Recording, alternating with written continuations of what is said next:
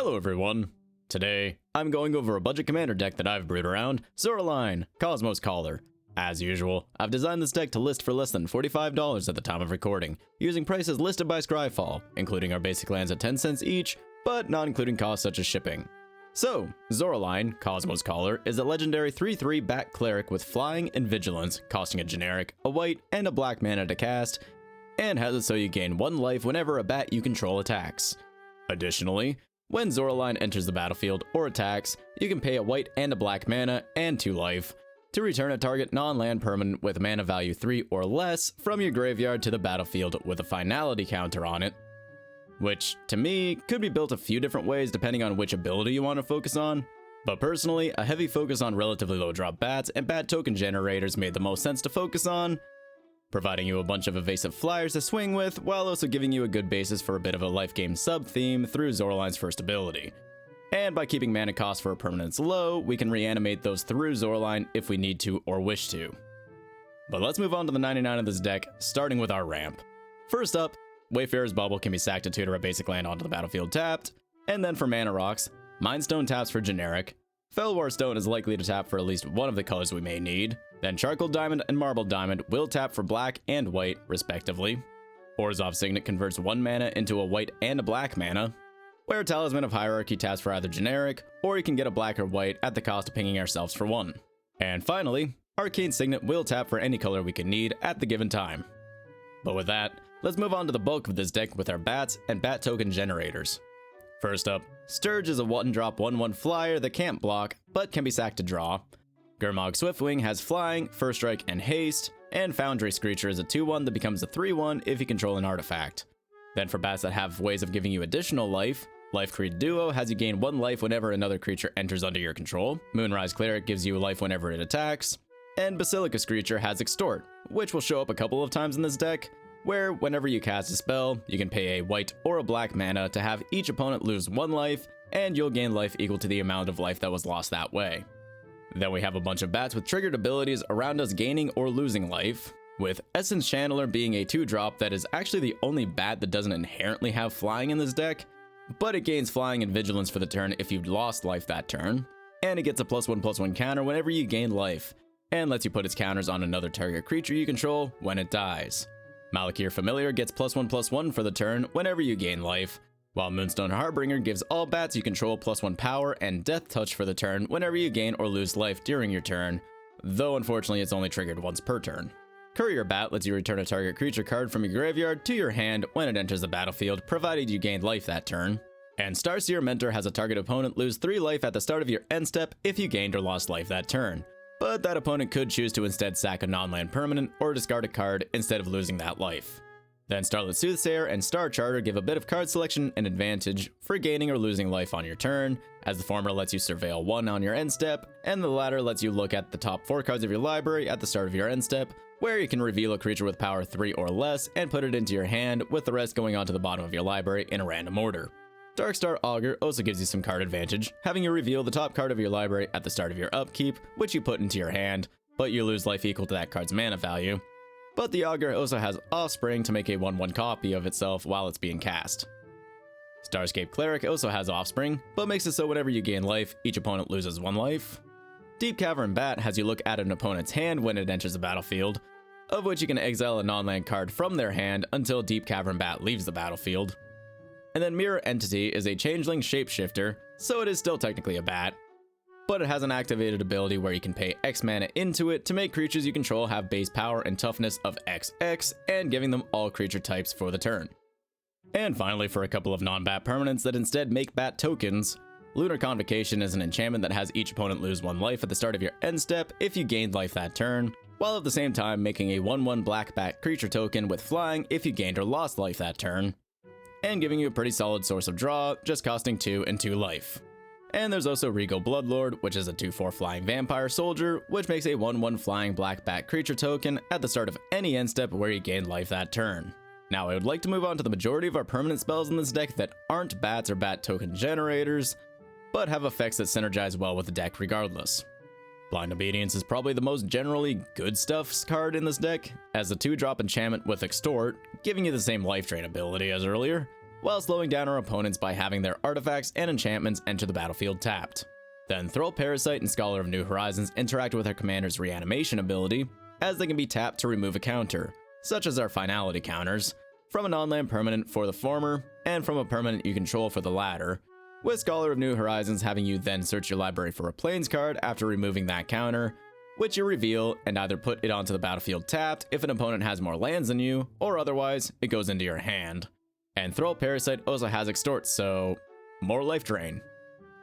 Then we have a couple of anthems with Etchings of the Chosen and Valley Quest Caller, the former having you choose a creature type, and then giving creatures you control with that type +1/+1, while also letting you sack a creature with the chosen creature type to give a creature you control indestructible, which could be handy to get Zoraline out of a destructive effect, where Zoraline could then potentially bring that sacrificed bat back with a reanimation ability later on. And Valley Quest Caller gives your other bats, rabbits, birds, and or mice +1/+1, and you scry 1 whenever another creature of those types enters the battlefield under your control. Cradle of Vitality lets you pay a generic and a white whenever you gain life to give a target creature a +1/+1 counter for each 1 life that you gained. And then for more life loss, Marauding Blight Priest has each opponent lose a life whenever you gain a life. Sanguine Bond has a target opponent lose as much life as you gained. And Valley Rockcaller has Menace and has each opponent lose X life and you gain X life when it attacks, with X being the number of other bats, squirrels, rats, or lizards you control. Then Cleric class has a class enchantment where at level 1, you gain 1 additional life whenever you gain life. At level 2, it lets you put a +1/+1 counter on one of your target creatures whenever you gain life. And at level 3, you can return a target creature card from the graveyard to the battlefield and you gain life equal to its toughness.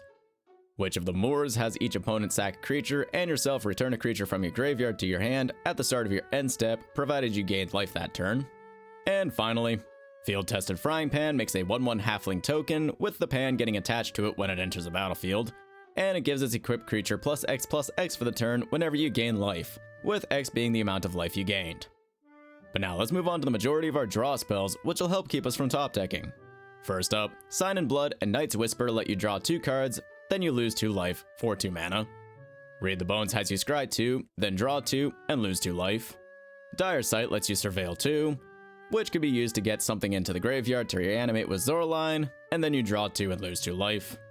And Stargaze is an X cost spell where you look at twice X cards from the top of your library, putting X cards into your hand and the other X into your graveyard, though you also lose X life. Mentor of the Meek lets you pay 1 whenever a creature with power 2 or less enters the battlefield under your control to draw a card, while Markov Purifier lets you pay 2 at the start of your end step if you gain life that turn to draw a card. Dawn of New Hope and Well of Lost Dreams let you pay mana whenever you gain life to draw, the former costing 2 mana to draw 1, and the latter letting you pay X mana, with X being less than or equal to the amount of life you gained to draw X cards. Volkira is a background enchantment that gives your commander, whenever you cast a spell with a shared creature type as this creature, draw a card, though it only procs once per turn. And Welcoming Vampire has you draw whenever 1 or more creatures with power 2 or less enters the battlefield under your control, though it too only procs once per turn. Underworld Connections enchants a land and lets it be tapped while paying 1 life to draw a card. And finally, Ripples of Undeath has you mill 3 cards at the beginning of your pre-combat main phase, where you can pay 1 mana and 3 life to put one of those 3 cards into your hand.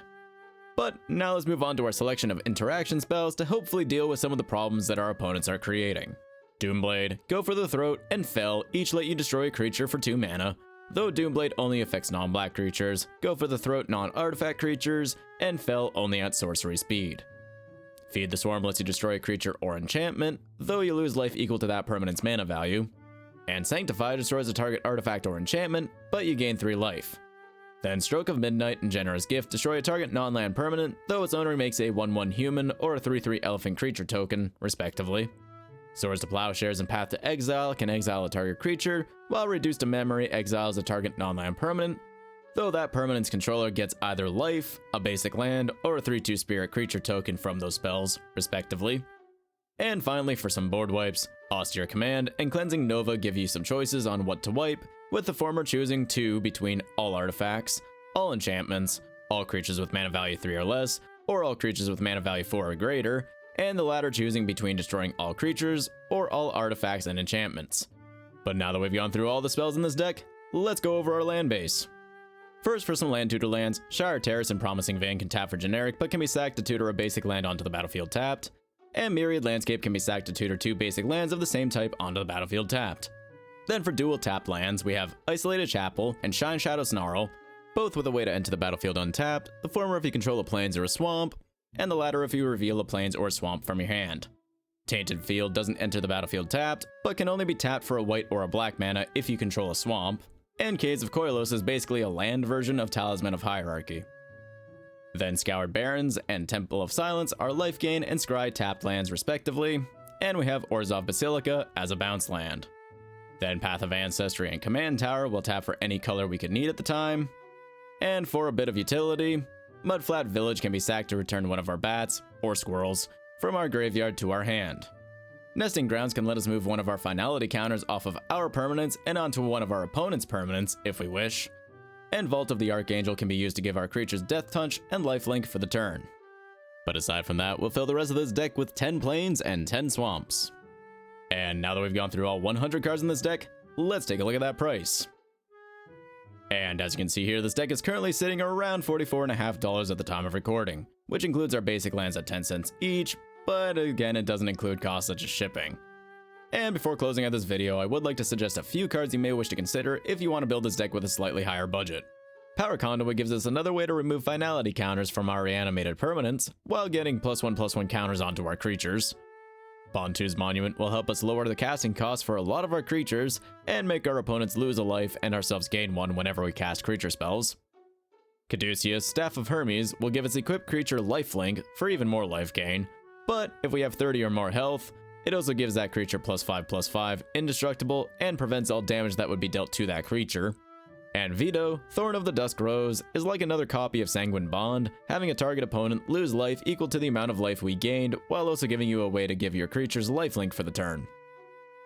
But regardless, if you'd like to build, adapt, upgrade, or otherwise play with this deck, the link, as always, is in the description down below. If you liked the video, consider dropping it a like, and if you'd like more budget commander decks in your feeds, maybe consider dropping a sub.